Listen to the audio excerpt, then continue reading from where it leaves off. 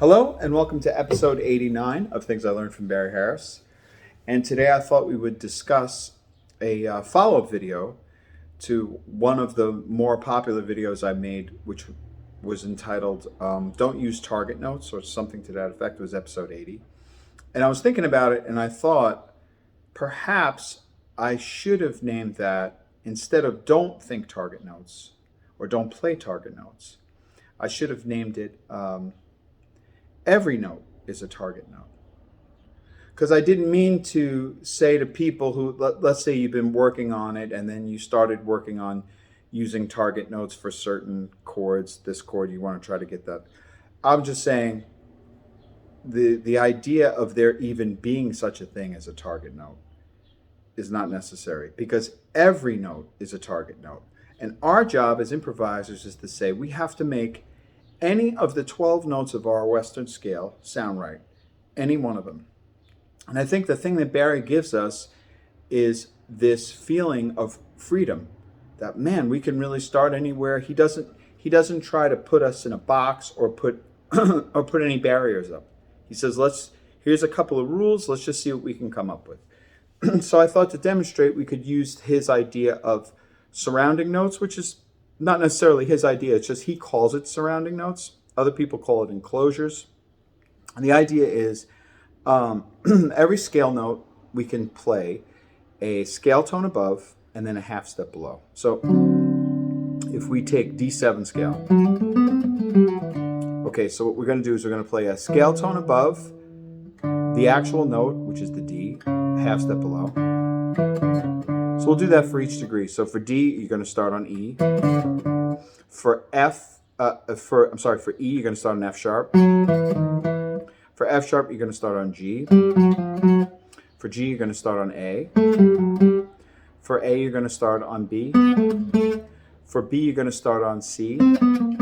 For C, you're going to start on D. And then for D, you're going to start on E again. So if we did the scale slowly,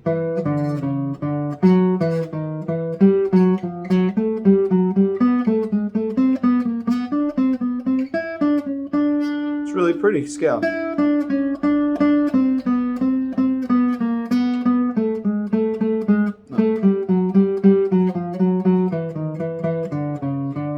It's a really nice scale. Beautiful. So you have to think, okay, that's great. You surrounded some things. But now, since we have this idea of surrounding each one, we started on the scale tone above. Why don't we start on the half step below each note? So for the D, it would be, maybe we'll do that, which is, instead of a 4-note pattern, it's a 3-note pattern. Now for the E, it would start on E flat. For the F sharp, it would start on F. For the G, it would start on F sharp. For the A, it would start on A flat. For the B, it will start on B flat. For the C, it would start on B. And for the D, it starts on D flat. That's really pretty. Let's see.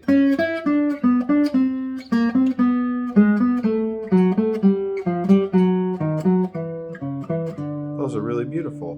Now we can add things to these. Like suppose we did the first one, which was surrounding. Let's say if we surround the first way we did it and then come up a triad. So let's do that up the scale. So when I got back to D, I went up a triad. Let's do the second one. Next one. Next one. Next one.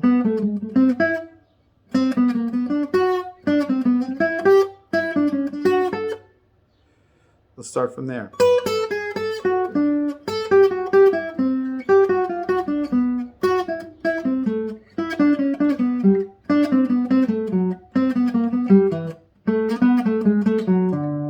Those are great. Now let's do the same thing, but with the surround that we were doing before. Let's see. Maybe we'll come up a chord, since it's only a 3-note thing. Let's come up a chord. 1, 2, 3.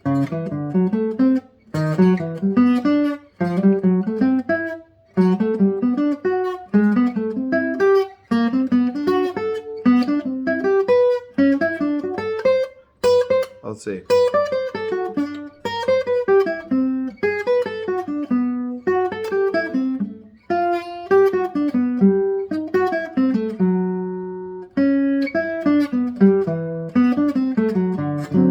Those are great. So now if you said to me, okay, we're going to play a phrase on, let's say, A minor D7, which is Barry people, we only think of D7. Suppose I said, okay, I don't want to take the regular notes. I want to start on weird notes that are outside. And I'm just thinking D7. I'm not even going to think the tritone A flat 7. So let's say I wanted to start on, instead of a, I'm going to start on a C sharp, which is would be totally incorrect if we were just thinking about D7 scale, to start on a beat on the C sharp. But it's actually beautiful. If I said 1, 2, 3, it's a pretty phrase. It's a nice one. That was starting on a C sharp. Suppose I said I'm going to start on a E flat or a D sharp. Weird note to start on, but works beautifully. Let's say if I wanted to start on the sharp 9 or the flat third, let's see, I'm using the same idea of surrounding, so we'll say, let's try that again, 1, 2, 3. That's a nice one. So when I got to 3, I just came down 1/2 step. Those are beautiful. How about if I did, what's another odd one? Okay, how about flat 5? So if I started on a flat, so let's say 1, 2, 3.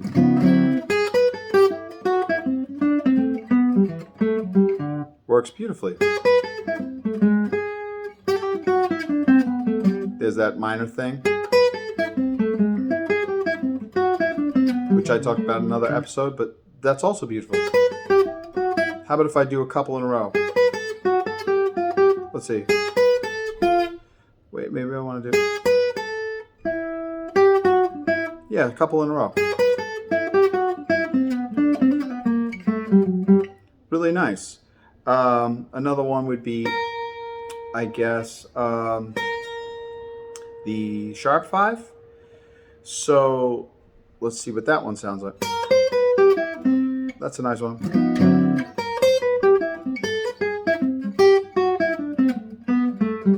Let's see, 1, 2, 3. That's a nice one.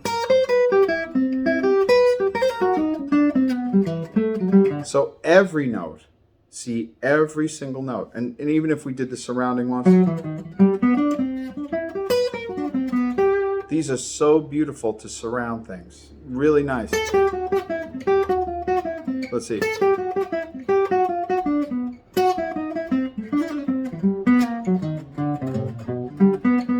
And we're not even messing with the tritone, but see, all these notes work. Every single one of these notes work. So, probably don't was probably not the correct verbiage to use. I probably should have said, think of every note as a target note. Because then you could see, wow, you really can think of any one of these notes I can play on D7 or A minor D7. While the guitar player or a piano player is playing A minor D7, I can play any of these.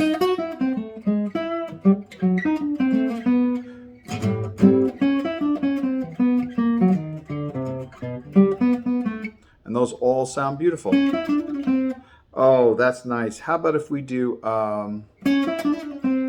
So we're going to do the surround, but then when we get to the note, we're going to come down a half step, Barry's half steps. So wow, let's see if we can do that one. So starting from D, we're going to come a half step below. So now the next one would be E. Next one would be F sharp. Next one. That's what that one would sound like because we don't have a half step. But let's see, how would we do this with a triplet? 1, 2, 3. That's a nice one. That's from the second. Wait, we said, no. That's a nice one. We could have done 2 half steps there.